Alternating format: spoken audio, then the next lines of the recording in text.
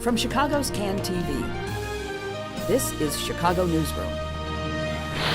Well, hi there, and welcome to Chicago Newsroom here on CAN TV. I'm Ken Davis, and if you have spent any time on social media over the past 24 hours, you'd be able to read the earnest postmortems for the failed Lori Lightfoot administration.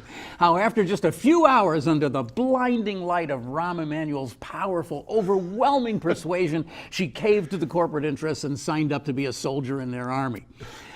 Well, I think the reality is a little different than that, at least I'd argue it is, and we're going to take up the issues of mega development, school funding, pension debt, and who knows what else today, as we welcome to our table one of the most entertaining brother acts since the Car Talk guys.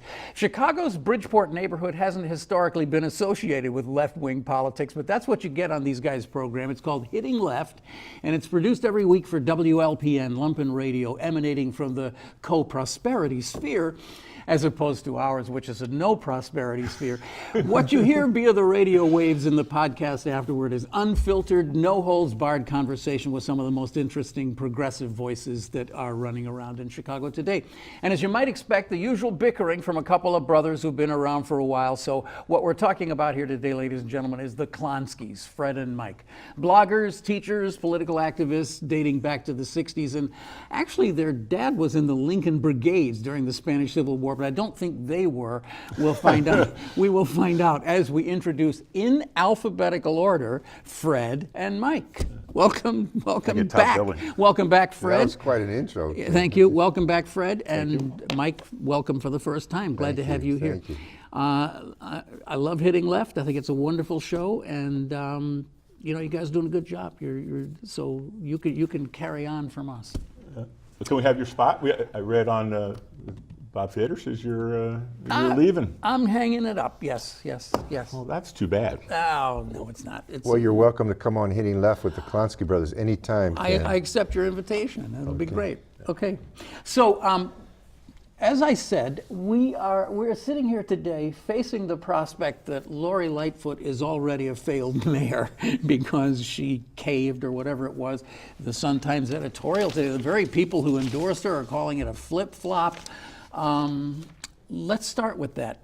Did Lori Lightfoot get taken by Rahm Emanuel? Did he teach her some hard political lessons in the last? I think a lot of her critics got taken by O'Connor, Rahm's floor leader, and Rahm,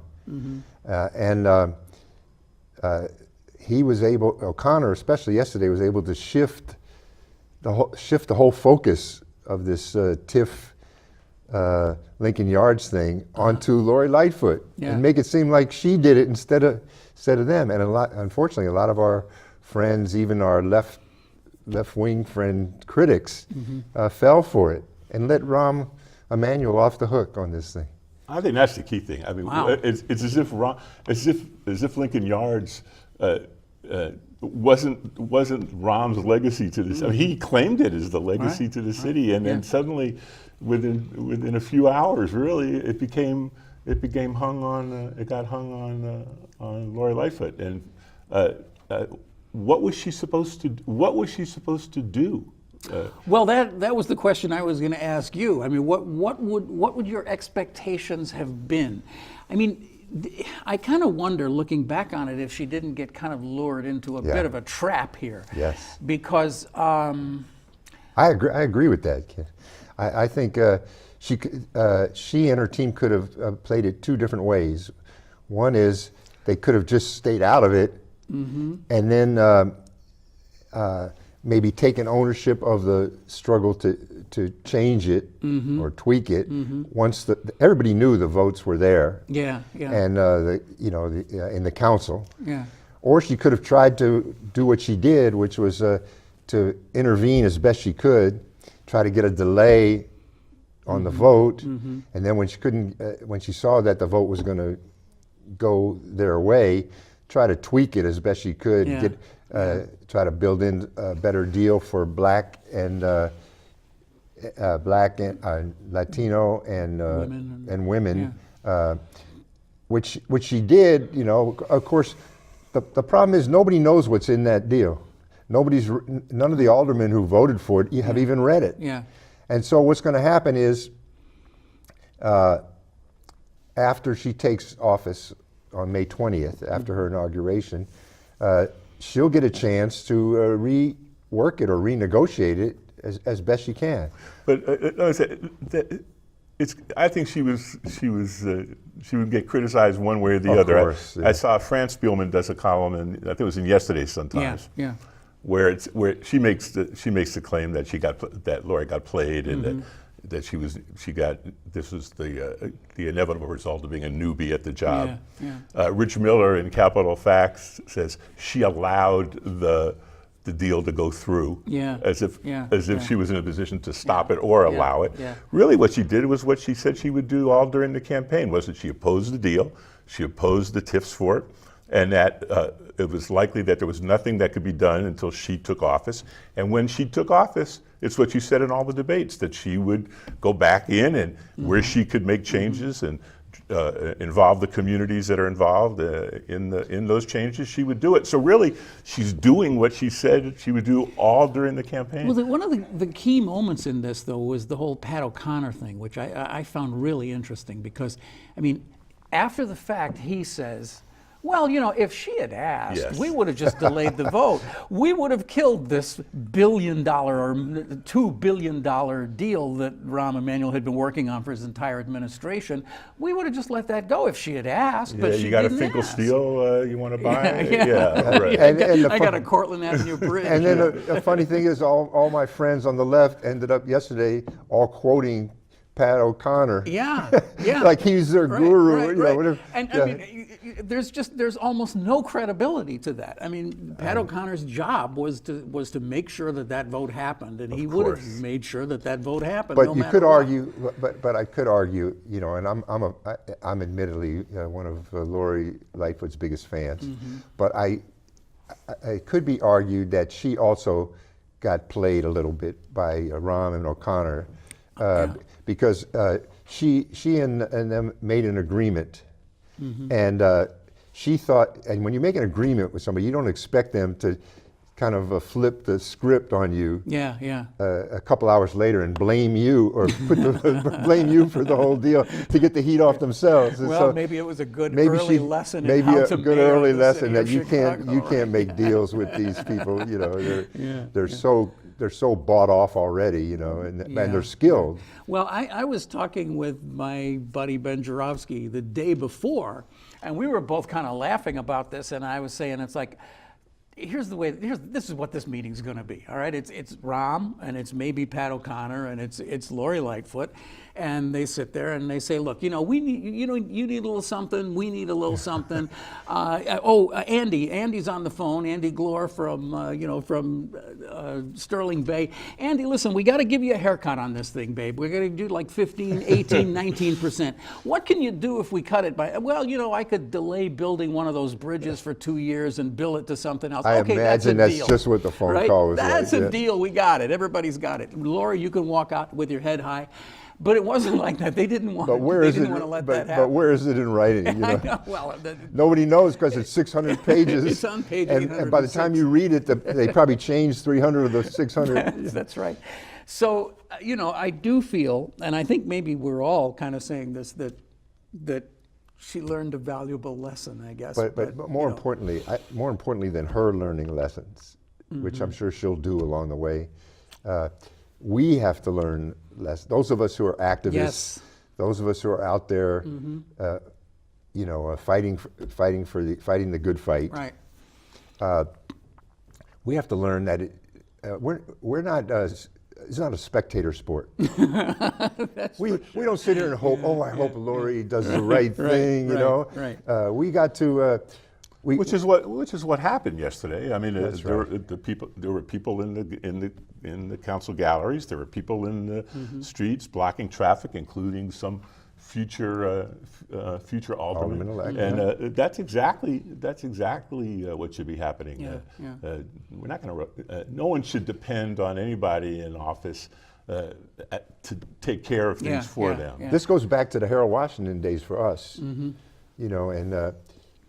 We helped elect Harold Washington, our first black mayor in the city, and but once he was elected, he told us, he said, you got to keep the movement You gotta alive. keep the pressure up. Yeah. And, because I'm going to be under a lot of pressure from the other way, Yeah, you know. yeah. And so we help elect these folks, and this was a great historic victory, the election of Lori Lightfoot.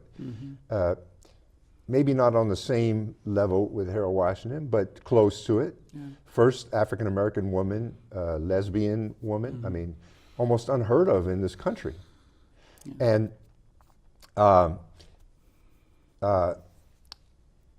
now we've got to do two things. One is we got to help her become a great mayor.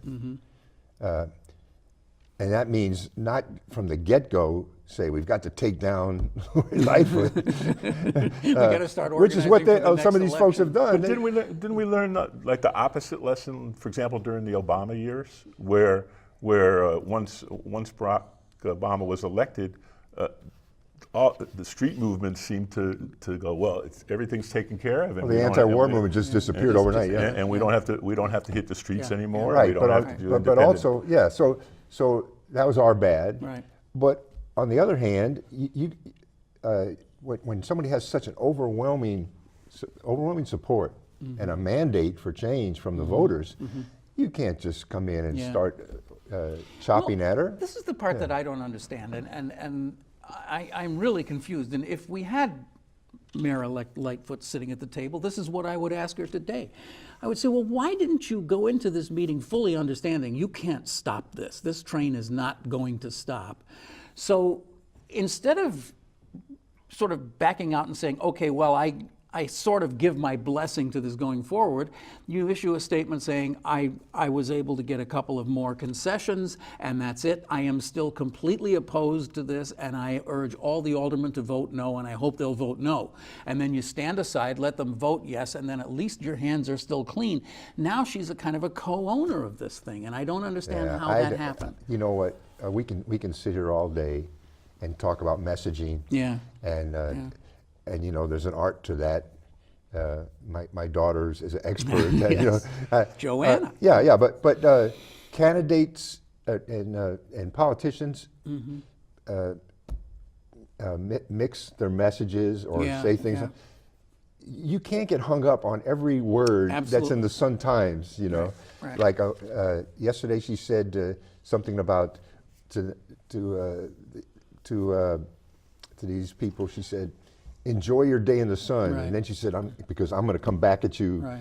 later. This is going to be the last day or something like that. Yeah. And a lot of my friends were going, look, she said, enjoy your day in the sun. You know, like that was the words they picked out. And they're going crazy over a day in the sun. And they're saying, well, they're going to have 23 years of in the sun. And I say, why are you nitpicking a phrase in the paper? Come on. Get real, you know, have a strategy in mind. Don't just play off of what Pat O'Connor tells you to say. Or the Well, anyway, it was a fascinating 24 hours. We went through some very interesting things there, and guess what? Mayor Emanuel came out with what he wanted. So surprise. We kind of knew that was going to happen, I think. If we've talked this one through, can we switch topics here? Because Fred, you're writing today about pensions for a fair tax, and I think this is a really... There he goes again. I know, there he goes again. This is a very interesting issue where you're talking about the governor wants to push through this, what he calls fair tax. Most of us would call it a graduated tax, but whatever. But are you seeing some horse trading going on? No, but I think there's some. Some that do want to engage in horse trading. I pointed out that in Cranes, a couple days ago, the head of the Better Government Association, the CEO, published a piece that well, since we're going to, it looks likely that Pritzker's going to get his graduated tax, that we should also go after other parts of the Constitution. It's suddenly they said, well, if we're going to start changing the Constitution of Illinois, as long as we're opening it up while we're in there. Vote on everything, steal Fred's pension, including, by the way, the irony of it is they want to. They also suggested, and as you pointed out, the Tribune picked that exact same lineup in this morning's editorial, and now they want to vote on everything, including taking away the right to vote through term limits. So that's kind of an odd idea, right? That you'll change the Constitution, have a vote on limiting the number of times you can get to vote for your representative, which I don't think is necessarily a bad idea if they also take away all the money out of elections. But they're so desperate to try and address the pension problem, and we've talked about this many times on this show and elsewhere. They're so desperate to deal with the pension problem in Illinois, apart from dealing with the revenue part of it, right? That they constantly come back to these kind of tricks. And what we should just say that for the uninitiated, and there may be some, I don't know, but essentially what we're talking about here is that there's 70 years of underfunding the public employee pensions. Yes, there's that. But we owe a debt of $133 billion. That's with a B. But there is a school of thought that the framers of our 1970 Constitution made a grave error when they included in the Constitution a clause that says that shall not be diminished or impaired. Thank you. Yeah. Yes. So that includes benefits that people like city workers and teachers have accrued through the years, and there's always been some pressure to try to open that up and revisit it and everything else. But what you're saying is that now, since there's another, the people who are more progressive in views are saying, yes, we want to open the Constitution up to amendments because we would like to amend it to put in this fair tax, but we don't want it opened up to mess with that. So I loved your Fred. I loved your comparing it to a kid buying condoms today. Yes, it's like well, we have the fair, a graduated income tax and redistricting reform and pension reform, and they kind of sneak in pension reform like a teenage boy going into Walgreens going, I'd like the pretzels, some Skittles, the chips, some Skittles, some condoms, and and that's kind of the way they're trying to do this. I think the point is that there's a debt that's got to be paid. The framers of the Constitution, which was written in 1970, luckily were very clear about what their intention was. They knew and said so, that the state would try to come back in and abrogate that agreement. So they wrote down, they said, it's not up for interpretation. And when it was brought to the courts, actually 4 years ago, almost to the day today, in 2015, when the legislature tried to change. 4 years ago? Yeah, tried to change the law and change the rules. Yeah. The court, in an 8-0 vote, unanimous vote, said no. The pension protection clause means exactly what it says. And so what's interesting about that is that even now, if they were to go back in and do that, if the legislature were to vote to put it on the ballot as a constitutional change, the $133 billion that the state owes still would have to be paid. Right. And every current member of a public employee who works for the state or a local municipality that has a pension would continue to get the exact same pension that they were getting before, because it's not something that can be applied retroactively. So at some point, and I'm skeptical about when that's going to be, at some point the legislature is going to have to address the issue of funding these pension systems in the way that they were promised to be. And we in the city are going to have to address that too, including Lori Lightfoot. Who's got to come up with $1 billion. She's only going to come up with $1 billion, but billion here, billion there. Yeah, exactly. Can I just add one point to what Fred said? Yeah. 4 years ago, when this attempt was made, this pension grabbing attempt, it was done by Democrats. And one in particular, who was the governor at that time, paid a hell of a price for that. And I would just say, if you're going to try this again, you better be ready for the kickback, for the fall. I mean, the pushback from Not the because kickback. not pension because- roadkill or of a kickback. politicians, the pension roadkill of politicians that led in that attempt to steal our pension. There's a lot of them lying on the side of the road that are no longer holding I've wanted public to office. ask you guys this for a long time. And it's totally off the topic, but why, if I were really strenuously trying to get rid of this thing, I wouldn't try to amend the Constitution. I would try to stack the Supreme Court with some good, solid Republicans and have them just overturn it. But there were 4 Republicans on the Supreme Court that ruled. Well, I said good Republicans. They Well, obviously weren't good Republicans. because I maybe I'm naive about this kind of stuff, but it was always we had a fight within the teachers union, within the Illinois Education Association. They were terrified of taking this to the Supreme Court. They would, in fact, they willingly gave up to Cullerton and to mainly to Cullerton and to Madigan our retirement colas and they wanted to cut a deal, and they did cut a deal because they were terrified of the Supreme Court.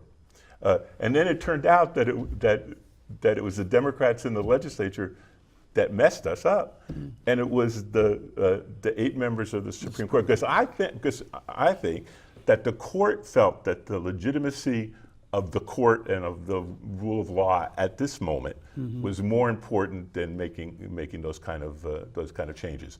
It doesn't mean they'll always feel that way. I have no doubt that if there was a crisis more serious than the one that we have now, that they would be willing to make those kinds of changes. But at this moment, I believe that the court was concerned about their own legitimacy. And after all, they were right. The Constitution was clear as could be about it. There was no ambiguity, and they said that. They said there's no ambiguity about what the writers of this Constitution meant. Did the legislature go too far over the years with these COLAs? I mean, that's one of the things that's been most criticized is that there's this whatever I've forgotten the numbers, but well, it's 3% compounded. That's right. what compounded versus simple. Yeah. Yes. And I mean, I have been persuaded, I have to tell you sometimes by these arguments that it's like, I don't see why. Let me try and persuade you back. This seems a little bit excessive. And couldn't we, from this point forward, say you get a cost of living increase each year, but it's not compounded? Well, why can't we make that change? Because they got a deal when they made this deal. You have to go that? back to the 80s when the law was changed from simple to compounded. When the inflation rate, and I know you remember those days, I lived that the inflation rate was 11 and 12 up to 14%. It had gotten so outrageous that it was literally another political crisis that had to be resolved. And so the legislature came back and said, well, we can't solve, we're not going to be able to match the cost of living. But at a time when we were running at 11 and 12 up to 14%, we'll do 3% compounded, and they thought they were getting away with a bargain. Yeah. And they were. And because if inflation is 11%, that 3% compounded doesn't do you much. Right. And so, sure, now over the last, you have to say about the last 10 years, inflation has been hasn't exceeded, I think, on average about 2.9%. Yeah. And so we've been getting 3% compounded, but that could certainly, one, that can always change again, and two, what happened to the idea that a contract is a contract and a bargain is a bargain? And so sometimes when I bought my car, my Honda, at 0% interest, that was the deal for the life of my. They couldn't come back later and say, well, interest rates have gone up, and so we're going to we have more expenses now. You're going to cough up. I'm not talking about. I mean, I agree. A deal is a deal, but I mean, this is always the tough part for me. I mean, it's like, why does a deal have to be forever? Because of exactly these things that you're talking about. The world changes. Isn't it possible to say, we'll let this cohort go through and then... Why are we racking our brains about compound interest when we're scared to death to tax the billionaires and the corporate interests in this state? Thank you, my brother. I mean, why don't we come up with some creative ways? An argument that I myself have made many times, that the cost of this is so relatively minor compared to virtually everything else that we're dealing with, that it's like it's not a spending issue. It's a revenue issue. $1 out of $6 goes to the normal cost of the public employee pension. In other words, $5 out of 6 goes to pay the interest on the debt from the unfunded liability. Yeah. So the cost, this cost that people are all upset about, that goes to public employees, whether it's 3% compounded or 3% simple, it's a tiny fraction of the amount of money that taxpayers are paying, not to retired public employees, but to the banks and the institutions that are receiving the interest on the debt that was because the state didn't meet their obligations. Yeah, I think. Did I win you back? Well, I mean, I wasn't really very far afield, but the thing is that it's very hard to keep in mind that exact point that you've made, that the payments that we're making on interests to essentially to the banks are these invisible payments. There's no, you can look at these fat cat teachers laying around on their chaise lounges doing nothing all day long except sucking up my tax money and say, there's your problem. But what's harder to do is to look at the banks who are sucking up the other $5 and saying, now there's where the real greed is. Yeah, why don't we figure out, how can we get them to maybe cut their interest rate, or oh, you wouldn't want to suggest that. No. Come on, now that'd be ridiculous. It's easier to get this 70-year-old ex-teacher down in Peoria, who's living on a fixed income, try to grab that. Well, it's not a fixed income; it goes up by 3% compounded every year. Yeah. I love February 1st. I got to tell you, and the thing is that I love it so much that I wish we all had it. Well, there's that. You know what I mean? Why do we? I mean, that's the question that never gets asked. Are you one of them socialists I've been hearing about? Yeah, no one ever asked the question, is that why in a nation as rich as we are, do people who have worked their whole lives not have the kind of pension that I have? Because I don't, listen, I worked hard and I don't apologize. And paid into the fund all your life. And I paid into it. But I don't apologize for the fact that that my wife and I, off the Social Security and the state pension, are able to live a life that we deserve. And my question is, why not everybody? And just to add to that, speaking as a socialist, this isn't a socialist program. Pensions, capitalist Europe. Workers get pensions, and they have unions, and they have vacations. They have health care. Why? What has socialism got to do with it? We have nice You're not a socialist. You're a utopian. I always love to quote Bill Maher at times like this when he says, socialism. You know who are socialists? The NFL. Look at their policies of how the money gets shared between the teams. What's more socialist in that sense for the socialists for the rich than Lincoln Yards? What happened to public housing in Chicago? Yeah. It shifted from the poor to the wealthiest people in the city. Now we still have public housing. We call it Lincoln Yards, and we give them $2 billion to build it. So yeah, we have a socialism, but it's just not for working people. Were you ever in favor of any aspect of Lincoln Yards in the 78, whatever? Does anything about it feel good to you? Not to me. I mean, I don't even know I can't understand why they're even thinking about such a project on the north side of Chicago. If you want to build housing and build beautiful communities and build with parks and why not build them where they're really needed? I mean, we have parks up on the north side, and we have the 606, but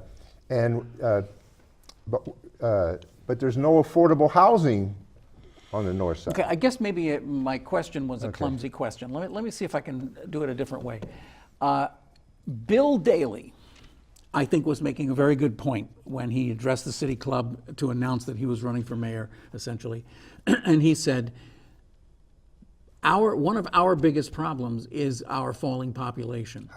We really need, the city needs to rebuild itself. It needs not only just to rebuild the struggling neighborhoods, but even the other neighborhoods need new infrastructure. But Bill Daley was wrong about that, like he was wrong about so much else. The loss of population in this city is not white folks on the north side making $150,000 or more. In fact, over the last 20 years, we've had an additional 300,000 white folks making $150,000 moving into the north side and having no problem finding a place to live. You know what I mean? But during that same period of time, we've lost 300,000 since Harold Washington died. He was elected. This is the day he was elected in 1983. Since Harold Washington, we've gone from 1.2 million African Americans in the city down to around 800,000, and we're expected to lose another 200,000 in the next 10 years. So Daley's wrong. The problem of loss of population, and Mayor Lightfoot has talked about this, that this is not good for the city to lose population, but the loss of population is among working class folks and particularly among African Americans. So there's no, I think what makes cities exciting places to live and why it draws people here, aside from jobs, is density, the fact that we have things close, that we have lots of people here with lots of excitement and vibrancy, as we say. But if it's only for the wealthy and not for working folks, then something is desperately wrong, and the city can't grow if everybody who works in the city has to leave because they can't afford to live here and they can't find work here. Decent paying work. Fred and Mike Klonsky are our guests here on Chicago Newsroom today, in case you're listening to the audio feed and you don't see the little thing on the screen. How handsome we are. They and yes, how incredibly handsome they are. They do Hitting Left, which is a wonderful radio show and podcast that you should check out on WLPN Lumpen Radio. And we're really happy to have them both here at the table today. Let's see. I guess I wanted to ask a little bit of a different kind of question. There's one more thing that I want to get across about Lori Lightfoot, which is, could she have changed or killed either of these mega projects? The answer is obviously no, right? Obviously. She had no, it was not within her power to do that. But I think some people expected that she was going to be able to get the TIF stripped off of it or something, and that just wasn't going to happen. That's a question that was remaining from our earlier conversation, but I think it's just an important part of this conversation. Well, I know I talked to hopefully the future head of the Finance Committee, Alderman Wagensback, just a few weeks ago, who said to me that he thought that he didn't believe there was anything. I mean, he knows TIFs and he knows finances and he knows the way the Finance Committee works. And it was, I don't think I'm speaking out of school or anything like that to say that he didn't think, he said that, listen, the TIFs were going to, that the project was already approved by the council. Project was approved except and that for was the it. So that ship had sailed, and that the TIFs were going to get approved before the new mayor took office, and so it was likely that ship had sailed. And really what all the new mayor could do is say, we're not going to let that happen again. Yeah.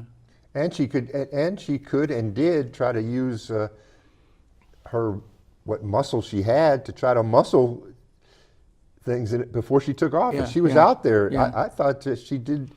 I thought people should be thanking her for trying her best And without being in office. Yeah. It also has to be said that a sitting mayor, as opposed to a mayor-elect, a sitting mayor has about 1,000 levers that she can pull about how the checks get issued and how quickly they get issued and modifications Sure. to contracts and everything else that can go on for the next 5 years. I mean, This gets into another topic, really, which Good. is what is the relationship going to be between Mayor-elect Lightfoot and the City Council? Right. And you know that Mike, yes, I got a question. What is the relationship going to be between mayor-elect and the city council? I was going to ask you that, No, Ken. I think that. See, that was this question right here. Yeah. Okay, that's an interesting question because right now, the City Council are mainly Rahm Emanuel toadies. Yeah. And he has, like you say, he has the levers to get the things done that he needs to Right. get done. And with Lightfoot, for a number of reasons, it's going to be more of a challenge. In the same way it was for Harold Washington. When you already have the parallels being drawn between what's going on now as they're preparing for Lightfoot to be inaugurated, what's going on in the council with Eddie Burke trying to reform a new Verdoliak 29. Do you believe that that's happening? I know it's happening. Oh, you do. Yeah, I You've know it's- talked to people, and you know that I that's know a real thing. Yeah, well, he's said as much. Burke has said as much, and put that together with you know, an oppositional force on the left, if that should emerge. yeah. And so she's going to have a real challenge with this council, and already the issues of aldermanic prerogative are coming up, and so I think there's going to be a lot of pushback on the mayor. Well, there's this huge irony that she campaigned saying that she wanted to have the council be more of a legislative body, which meant that the council should organize itself, which, you know, she's been on that side, and that makes a lot of sense. The council should make its own decisions about who sits on committees, who chairs the committees, and now they're turning that around on her. And she could regret that she ever felt that way. I don't think she'll because regret it. I they think might organize in a way she doesn't like. I think it sets the stage for some good struggle. Yeah. And what she has going for her is a mandate from the voters of Chicago. They don't want to see the Burkes and the old machine people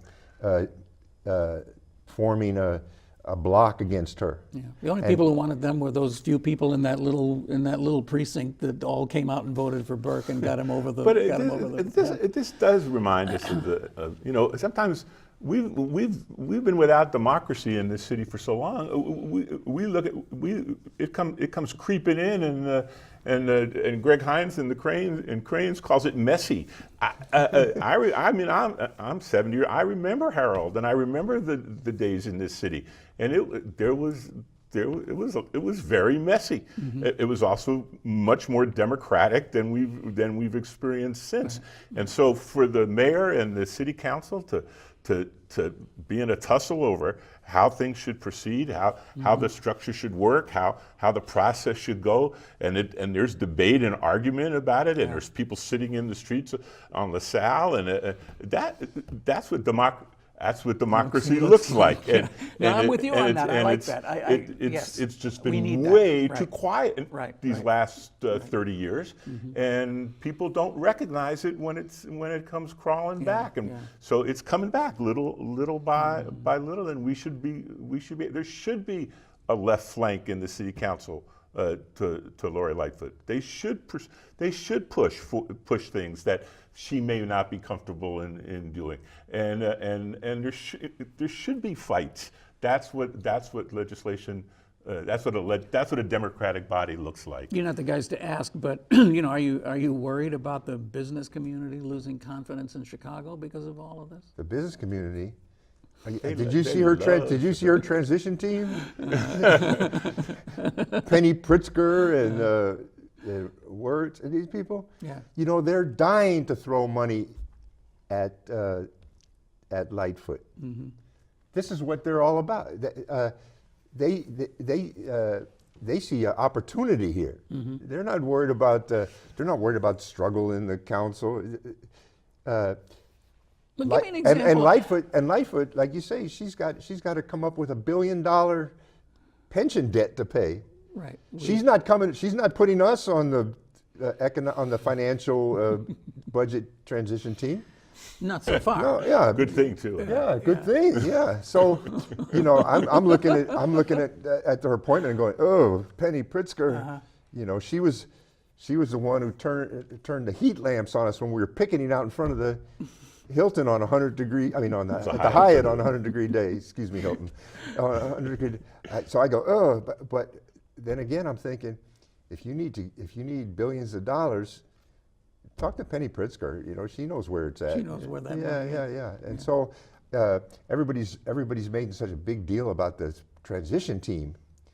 You know, everybody's screaming. Oh, look! Yeah. First, they were starting rumors. You know, oh, she's going to put Arnie Duncan on the education transition team, and all my friends were calling up and go, she appointed Arnie Duncan. You know.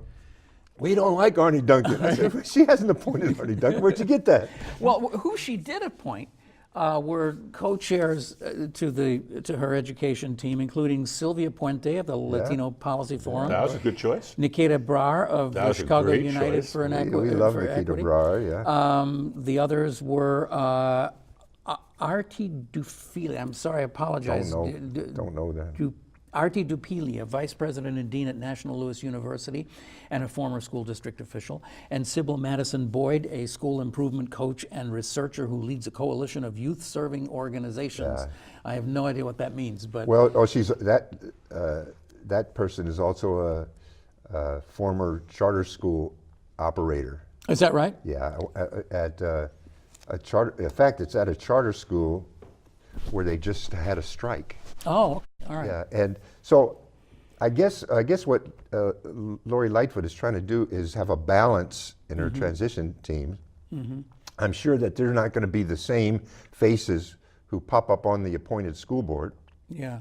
I'm hoping. And really, that's what's important. That's what's important, and I hope, unlike this transition team, even though, like I say, I really love a couple of the people on that team, there's no teachers on that team, and I would like to see in her real team, you know, the school board team and the CEO, I hope there's at least a good chunk of people who are educators who know something about education, and not the kind of board we've seen under Rahm Emanuel, which are, you know, opportunist business people who see making a buck. And I think that's her concern. I think with the Martwick bill, right, is that that she has a concern. And so, as I remember having this conversation at this table with some folks about an elected. I think you, in fact, had some reservations about the role of money in electing members to the school board. I've been saying that from the beginning. And so did she. Yeah. And she said Martwick's bill doesn't really, aside from the fact that we don't even see the beginnings of the school board for 4 years. For 4 years, I mean, it won't happen. I'm going to be like ashes before we we get one.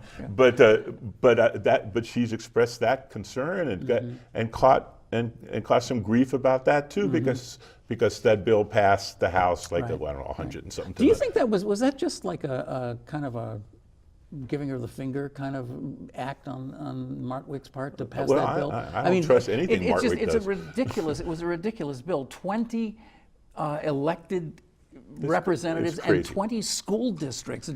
Well, we should say, I mean, both of us, I know, speaking for myself and Fred, we have been long-time supporters of elected school board and a representative elected school board, and we've been fighting for this along with lots of others for a decade now.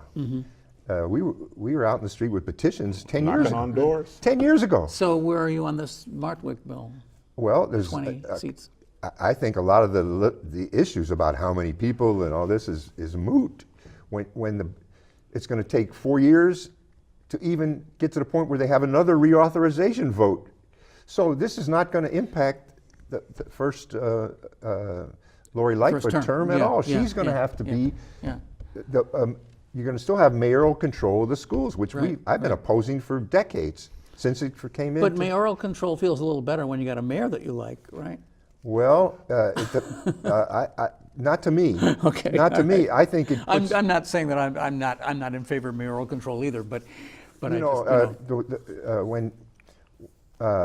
when mayoral control was first imposed on us, it was because no mayor wanted anything to do with the schools. Right. Schools were a loser. Yeah. And one thing I'll give to Rich Daley, he was smart enough to see, wow, the school, I don't know anything about education, I don't even if Rich could say the word education, but he saw that the schools, the public school system had jobs. It had a budget that was bigger or as big as the city. And he saw this as a real patronage gift to him. And he jumped on it and took it. But to me, this is what people should be worried about, not just rich people or corporate people or charter school people paying for elections to get their people on the elected school board, which I think is a problem. But that's what we have now. That's what we have now. We have an autocratic mayor who can put people on the school board who are his business cronies and pick a school CEO. We call our superintendent a CEO now, which it always struck me as being weird. And we've had what, five CEOs in the last 6 years or something like that. Yeah. It's destabilized the whole system, and one of them is in prison now, and another one was let go because of conflict of interest and things like that. I feel more confident with an elected school board, no matter how good the mayor is. But that's not a choice we have right now. Yeah, I mean, this is. I don't mean to rant here. No, that's why we brought you here. We want to rant. Don't mean to rant. Don't look at me like that. I mean to rant. He meant to rant. No, this is one of these. I don't want an autocrat running the schools, no matter how, even if they're benevolent. Yeah. So, I mean, I didn't see your name on this list, but if it had been on this list, you will never see a Klonsky name on that list. So, yeah. if it had been on this list, what would you have said? She wants to freeze charter expansion. She wants to prioritize neighborhood school investments. These seem her to program be the things is her program, and in fact, Lori I Lightfoot. assume this was a part of the reason why you guys supported her, right? Yeah, Was her well, education well, program. but not really, because her and Preckwinkle had almost the same exact position. So if that was the reason, I could have gone with either one of them. Yeah. And also, it's pretty much the same position as the Chicago Teachers Union has. So I would think that the leadership of the Chicago Teachers Union would be going, oh, great, now we've, instead of this autocratic, union-busting, privatization guy in the mayor's seat, we have a Democrat, a real Democrat, pro-public schools, who wants more investment in neighborhood schools, and is against charter expansion and a foreign elected school board. Wow. But instead, there's this vitriolic well, partly there's definitely confusing me, and it's one of the things I wanted to talk to you guys It's problematic. I mean, it's still, at least if your world is confined, I'm not sure what it's like out there, but if it's confined to the social media and Facebook, still trying to litigate this election, it's done, and she's elected. And what I would be concerned about, I'm a retired teacher union president. What I would be concerned about and what I would be paying attention to is the negotiations that are coming up. I noticed on the part of both Preckwinkle and Lightfoot, when they were discussing the negotiations, they were talking about it in terms of what they were willing to give and not willing to give. And what I wanted to hear was a commitment to collective bargaining, that we would take a look at the conditions in our schools, what the needs of kids were, and classrooms and schools and teachers, and take a look at what our revenue looked like, and we would sit at the table until we both could leave, satisfied that we were able to get what we could, the best that we could do. And instead, what I was hearing was that kind of that old language that teacher negotiators always hear is that from administrators and from school boards, is that we'll tell you what we'll give you. And so if I was the leadership, if I was in the leadership of the Chicago Teachers Union, which of course I'm not, but what I would suggest to them is to get over the election and to move on to talking about how they're going to bargain a contract that does the best for their kids and for their classrooms and for their families. For the record, their horse lost this race. I mean, because they were their horse lost this race. They were with Tony Preckwinkle. Yes. But that's done. Yeah, that's done. But also, why put yourself in a position where you're dependent on who wins the election, thinking that will get you the best deal? Yeah. Or we can. If Preckwinkle's elected, she'll be better. This is the anti-union bunch's dream position. They accuse the teachers' unions and public employee unions all the time of saying, "Oh, you're giving all this money to politicians who you're then going to bargain with and to get a good deal," which one is not true, but two, why make that claim that you're supporting a particular candidate because it'll give you better leverage? That's not the way collective bargaining works, or it's not the way it ought to work. Yeah. Well said, my brother. Well, thank you. Well said, his brother. You'll tell me I'm wrong in the car. Why don't you give us something that we can argue about? Yeah. I'm just thinking.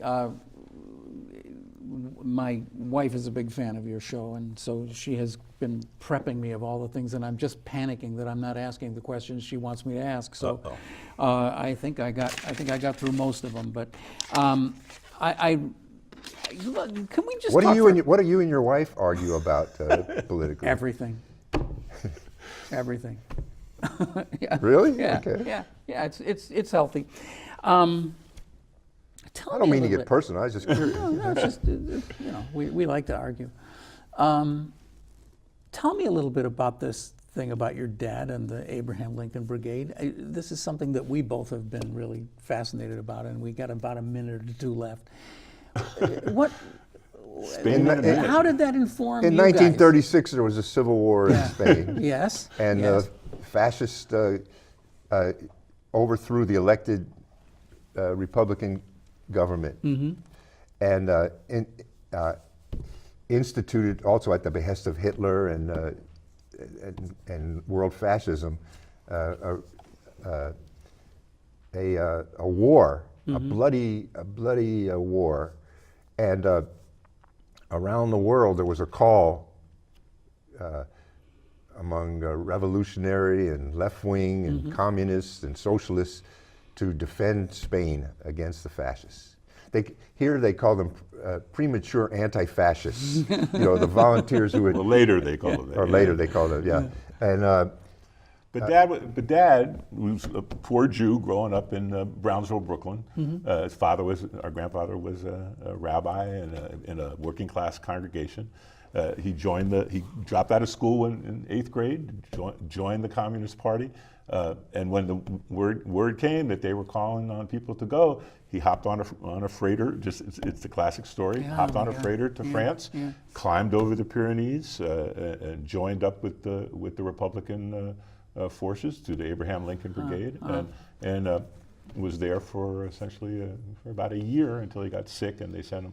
He was 17 years old when he went. 17. And then 8 years later, he's back in the Pacific on Okinawa in a flame-throwing tank fighting the fascists again. And then when he came home in the early 50s, the U.S. government comes after him for being a premature anti-fascist and charges him with the Smith Act, which made it against the law to advocate revolutionary change, and then threw him in jail. For a year. Wow. And this was now. So did it form our early lives? So yeah, a little bit. So he left for Europe in 1937. 37. So you must have been born around the same time I am, late 40s, right? Yep. Yeah. Yeah. 43 and But 48. for much of not much, but for a period of my childhood, and Fred's too, but he was probably too young to He was at the notice kid, that yeah, much. yeah. Dad was underground. He was underground, and or he was away. They used to say he was. Yeah, he had one of his comrades said that he wasn't underground; he was just unavailable. So during the McCarthy period, Because it was before the internet, when you could be unavailable. right. So yeah. during the McCarthy period, a lot of these guys were hounded, were fired from their jobs, couldn't work in the film industry, couldn't do a lot. You know, you heard of the Hollywood Ted and all this. And so Dad was underground for a while, and then they put him in prison up in Pennsylvania until the Supreme Court overturned their case. Wow. Yeah. But this went on in a dozen different cities around the United States, including here in Chicago. He was in Philadelphia, but same thing happened here. So his history influenced both of us Of course, politically. right. But I want to say, we both grew up also in sharp conflict with his politics. We in the '60s. We were considered the new left. Yeah. And we didn't have any truck with the old left, with the old Communist Party, and what was going on in the Soviet Union. Well, you were an officer of SDS. I right? I was the national secretary of SDS in 1968. Yeah. And we looked at our view of Soviet Union was we called it Gulag socialism. We didn't want to have any part of that. We wanted something new and fresh and culturally relevant. Just like the people of Chicago when they voted for Lori Lightfoot, right? And also a lot of the young activists today who kind of feel that way about us. Yeah. And I just think that's the natural course of change in history. Yeah. Well, actually, it's funny. I felt the same way about that when I saw that. It's like there are people who are going after you guys for being too soft on Lori Lightfoot. Somebody called me elderly the other day. Yeah. And it's like, well, then the world is working the way it's supposed to. That's the generational shift and everything. All right. Well, we just gobbled up an entire hour here, and obviously we could do. You do that every week, so we both do it, right? We both gobble up hours. So listen to these guys on WLPN, 105.5 FM on And it's Fridays. on podcast. And it's a podcast. Well, it has to be. We have to be podcast. And or it's we're not streaming relevant. live on, like for example, tomorrow from 11 to noon Chicago time. Streaming live at lumpenradio.com. Lumpenradio.com and hitting left, right? Yep. Hitting left. And the Fred Klonsky, just Google Fred Klonsky. It'll take you right to his blog. Thank you. Michael has one too. I have a blog. Just Google Mike. Yeah, just his I blog. forgot. That's right. Yeah, read my blog too. Yeah. Well, thanks, Ken. And Anyway, thank and you good very run much. By the way. I mean, Thank this you. has been a Thanks great show. for being a part of Chicago Newsroom. I thanks for really having us. appreciate that. You have been watching Chicago Newsroom. It's a production of CAN TV. I want to thank Dave Resnick for producing the show and the aforementioned Linda Paul for her production assistance on this program today. We'll be back next week. We're going to change things around a little bit next week. We'll have something different for you. So I hope you'll check that out. Go to this address anytime to see the archive of our show, and we'll see you next week with another Chicago Newsroom. Thanks. Bye-bye.